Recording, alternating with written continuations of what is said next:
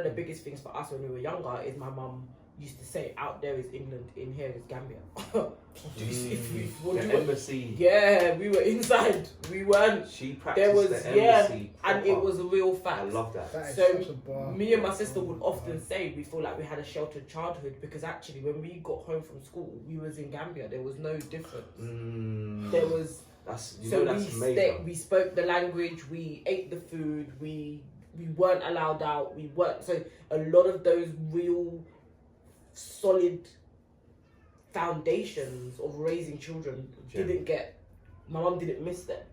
And I think the other thing I have to say, and I have to give to my mum and my auntie, like I said, my dad was in 22 years of political exile basically, but he was in Gambia, but just in German Gambia. But and I say this with no disrespect to anybody, but what my mum never did was took ill of my dad or took away his position in the home. Like, he wasn't here, but I'm gonna call your dad was a threat, and it still stood for something. She never spoke badly about him. She never disrespected him. She never became bitter about his absence. Actually, she was very proud. So we will joke now about the amount of times my dad was offered bribes, and if we took it, we'd now be rich. And she was like, but imagine now you have a dad that stood on business and had integrity. What would that money? And she was literally like, what did that money do for you? And we'll be bantering, being Selfridges, ha ha ha ha ha. Yeah. And she was like, you have something better than Selfridges. You have a legacy that no one can touch. Do you get what I'm saying? And I think it's those kind of really important principles that never went. And I think my mum, we had no friends per se, because there was 4 of us. Yeah, we were friends. Yes. So one thing my mum did and we used to be like a bit, for God's sake. She kept us together for as long as possible. Like, my brother was with his girlfriend for like close to 15 years before he got the courage to move out. And he moved at like 35 or something. He was mad old. Like, in comparison to his friends, we stayed as a unit of 5. Would you say that that's a bad thing? I think there's goods and bads. Yeah. Right? For him, it was a fine thing. Because actually, he was very much our father figure in the home. Like, he was very much responsible. He was very much making sure we were good. My other brother, I would say, maybe didn't work as well for him because their personalities are different. Yeah. Does that make sense? And sometimes you just have to know your child. Yeah. But I think what it did for the 4 of us is we're inseparable. Like, we're not infiltratable. Like, nobody can come and talk to you and talk to us about you can't. We know, and one thing we do so we have family meetings. So that's what our village is. Our village is us and making sure we are good. Whatever spouse comes into our village is good. The children are good. My auntie in Birmingham is also added into it because she was very much part of our village as we grew up. Help me understand. How did you navigate England when you was outside of the Gambia? Because do you know what? I was always scared of Gambia, so it was easy to navigate England. But I'm also when you go to school and all these things, especially in the time you're in our era, right? So everything was Caribbean. I'm not. So I've always been headstrong. Okay. And I've always been stubborn. I've got the spirit of my dad. And it wasn't easy. I had a lot of fights. What's your star sign again? Pardon? What's your star sign? Aries. Yeah. So and I was. Aries. I got the bullying. I got the, you're a chicken, you don't want to try this, you don't want to, but I'm not going to do it because you're telling me that I need to do something. So that was one of my biggest things in primary school. And I came when I was 8, so I obviously came with a bit of an African accent. But I came on I know who I am. So I don't really care. I don't really care. That's foundation, yeah. But what was that like navigating that? So in terms of... It was fun. I genuinely think I had the best childhood. Because also my sister's only 2 years younger than me. So we always had each other everywhere we went. So I always had backup. Yeah. So navigating it was quite simple because... How did you see other melanated kids? Like, how were they? I thought they were mad. Is it? Yeah. I used to think, oh my God, your mum lets you do that. Like, but I would never try it. Like, I would never try it. My mum was not, she was not the one. And I feel like my mum didn't try to conform. She still hasn't conformed. She's not conformed.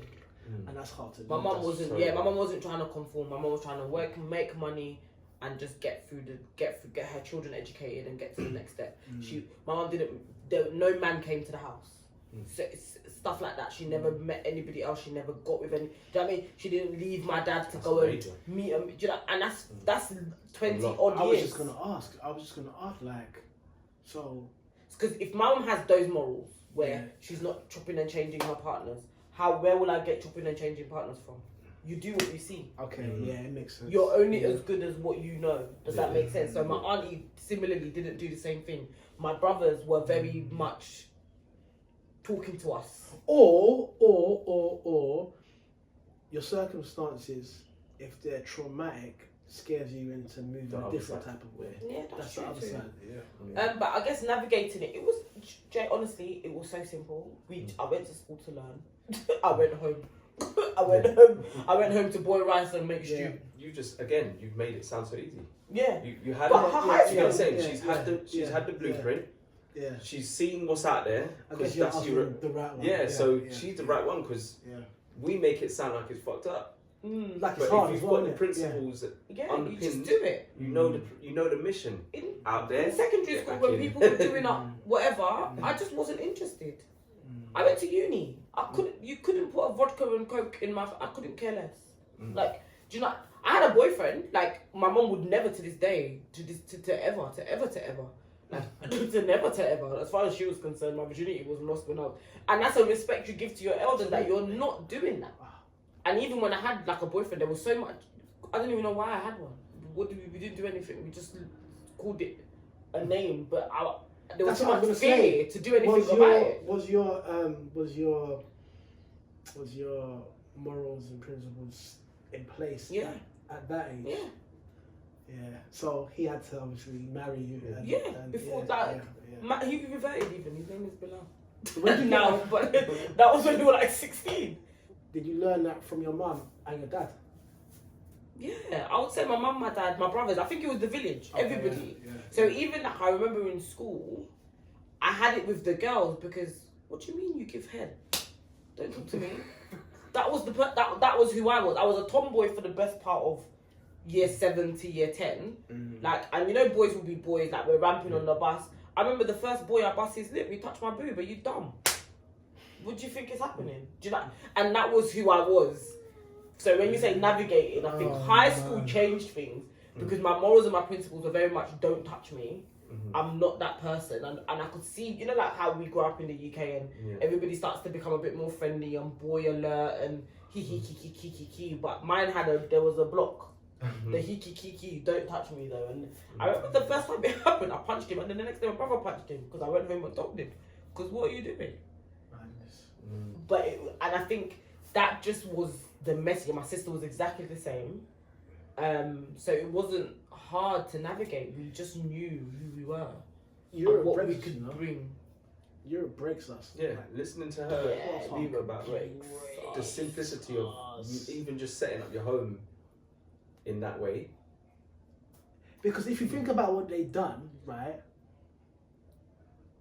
They took their issues out on us. Yeah. You know, went through the most extreme and heinous measures to have things in the way that they wanted. Because of their insecurities. And the virus was never stopped. The only way the virus didn't infiltrate is if you held on to who you were.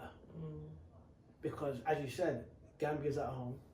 Out there is what out there is. The moment that you think that, oh, you know what, I want to try fish and chips, it's over.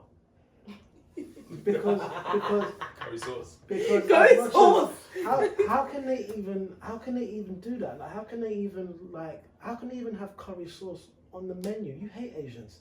But anyway, for me, I'm like, the moment that you taste fish and chips and it's nice, it's over. You shouldn't be eating that. You shouldn't, bro. Yeah. But this is what I'm saying, is that it goes back to the threat. Them little subtle things, it's a wrap. Then you start eating pickled onions. But it's the conform thing. It's when you come to England, you need to do what English people do. You need to become more. You need to. Do you know what I mean? Yeah. You need to. You need to like go in the pub, like do what they do. Why are you going in the pub for? To do what they do, basically. And you know when you don't drink, it makes others feel very uncomfortable. Oh my God. Very uncomfortable. They act like you're an alien. They act like something is severely wrong with you. Years. I've had it for It's years. their culture. Yeah. Mm. You know, It is the 'cause culture. their culture is based on why wouldn't they drink if you do what they've done in all of their dynasties. So like the Vikings were known for drinking a lot. Oh my gosh. The barbarians were known for drinking a lot. Why wouldn't you? Just chopped heads off and put them on sticks. Why wouldn't you have a need to beer? drink that way, mate? Or do whatever. So it's been ingrained, isn't it? But I think one of the biggest things that I'm very glad never got into our family was the lack of family orientation that is in this country. Like, here is mum, dad, brother, sister. When you're 16, it's mum and dad. You lot go and live your life now. Does that make sense? That unit isn't actually a solid unit because there's an expiry date on it at all times. Yeah. Does that make so? Even and I think that breeds a level of lack of respect with your parents that I could never take home.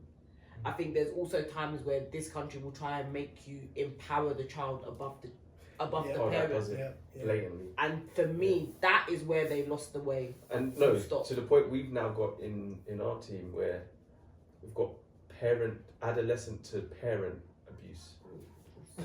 What's that? Adolescent to parent abuse, where Kids kids that are are beating beating their up their parents. One of my kids in my work. It's a whole one thing of my now, babies that I've Lockdown, got. where do you think that happened? Lockdown, it spiked.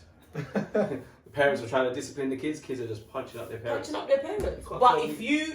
you as a parent beat try, that parent, if that if you parent as a beat that parent child, try to defend yourself, you're the one getting carted yeah, off. you'll get, They've empowered the children who are children and kind of left them to run the houses. Does that make sense? We then also have to remember that this country had, when I was 16, I can't tell you how many girls in my school were pregnant. oh yeah, they were promoting. When Labour was Sex. giving away free flats up and down. So everybody got pregnant so they could get their flat.